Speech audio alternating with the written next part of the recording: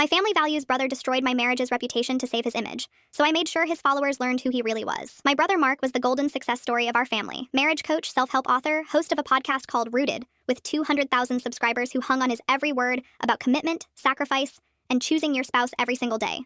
He built his entire brand on being the guy who saved his own marriage from the brink and now taught other couples to do the same. When I left my husband after 3 years of him controlling every dollar I spent and monitoring my phone, I told Mark first. I trusted him. He hugged me and said, "You did the right thing." 2 weeks later, he called our parents and told them I was throwing away a good man over nothing, that I'd always been selfish and unstable, that I probably cheated and was covering it up. He never asked me a single follow-up question. He just decided a story was more useful than the truth. Our parents stopped speaking to me. My mother said divorce was a stain that would follow me forever, and Mark had apparently confirmed I deserved it. Mark posted an episode called When Someone You Love Gives Up without naming me, but everyone in the family knew who it was about. His listeners flooded the comments with prayers for the poor husband. I lost my apartment deposit, half my friend group, and my seat at every holiday table, while Mark got invited to guest speak at a marriage conference about resilience. 2 years later, my son needed surgery. I called Mark to ask if he could help me cover the gap insurance didn't. He said family who makes reckless choices doesn't get to lean on family who does things right. He hung up. I sat in a hospital hallway and cried harder than I had in the entire divorce, and something in me went quiet and cold. I stopped grieving that day and started paying attention. I hired someone to look into Mark's life, not because I wanted revenge yet, but because I needed to understand how he slept at night. What came back took my breath away. Mark hadn't saved his marriage at all. He and his wife had been separated for over a year, living in different cities,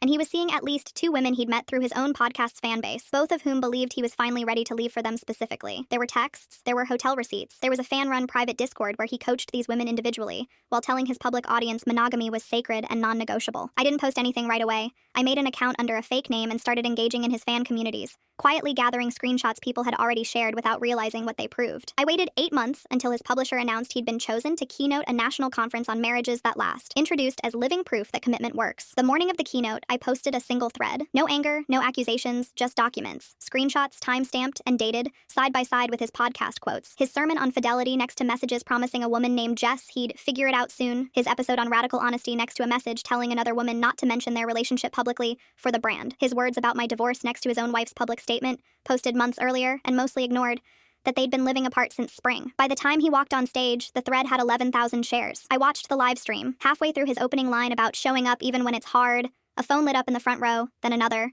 The room went from nodding to whispering to filming him instead of listening. He tried to keep going and lost his place twice. Someone in the audience actually stood up and asked him if the thread was real. He didn't answer. He walked off stage without finishing. That was 14 months ago. His publisher dropped the book deal within a week. The podcast went silent. His wife filed for divorce publicly, and one of the women from the Discord posted her own account of being coached into an affair by someone who built a career telling people not to. My parents, who never once asked me a single question during my divorce, apparently asked Mark plenty during his. He hasn't spoken to me since, except one email calling me jealous and vindictive for airing private business. I read it twice and deleted it. He decided